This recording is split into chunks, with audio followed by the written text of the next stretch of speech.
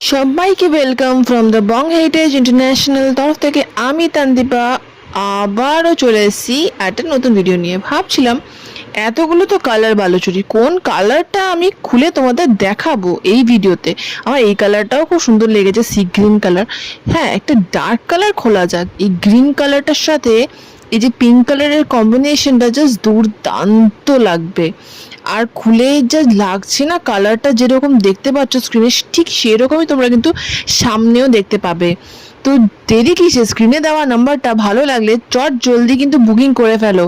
পুজোর তো আর কয়েকটা দিনই বাকি, স্টক আউট কিন্তু শিগগিরই হয়ে যাচ্ছে, তাড়াতাড়ি বুক করে ফেলো স্টক আউট হয়ে যাওয়ার আগে।